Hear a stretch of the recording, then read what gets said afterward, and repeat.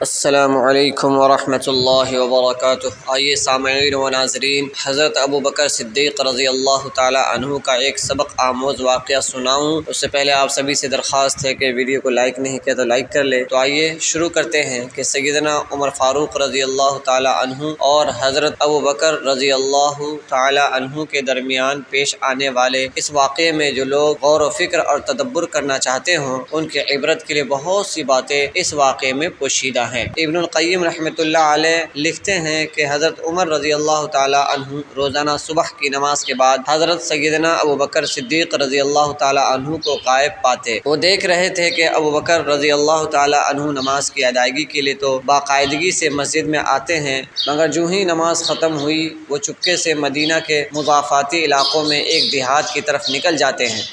کئی بار ارادہ بھی کیا کہ سبب پوچھ لیں، مگر ایسا نہ کر سکے۔ ایک بار وہ چپکے سے حضرت ابو بکر رضی اللہ تعالی عنہ کے پیچھے چل دیے۔ سیدنا ابو بکر رضی اللہ تعالی عنہ دیہات میں جا کر ایک خیمے کے اندر چلے گئے۔ کافی دیر کے بعد جب وہ باہر نکل کر واپس مدینے کی طرف لوٹ چکے تو حضرت عمر رضی اللہ تعالی عنہ اس خیمے میں داخل ہوئے۔ کیا دیکھتے ہیں کہ خیمے میں ایک اندھی بڑھیا دو چھوٹے چھوٹے بچوں کے ساتھ بیٹھی ہوئی ہے۔ حضرت عمر رضی اللہ تعالی عنہ نے بڑھیا سے پوچھا، اے اللہ کی بندی، تم کون ہو؟ بڑھیا نے جواب دیا، میں ایک نابینا اور مفلس و نادار عورت ہوں، غریب ہوں۔ ہمارے والدین ہمیں اس حال میں چھوڑ کر فوت ہو گئے ہیں کہ میرا اور ان دو لڑکیوں کا اللہ کے سوا کوئی اور آسرا نہیں ہے، کوئی مددگار نہیں ہے۔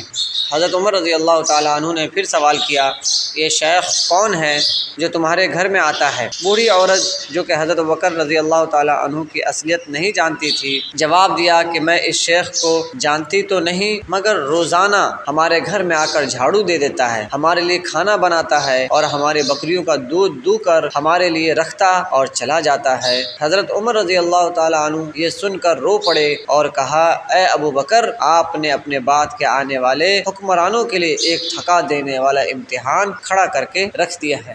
تو یہ ویڈیو آپ کو کیسی لگی کمنٹ باکس میں ضرور بتائیں۔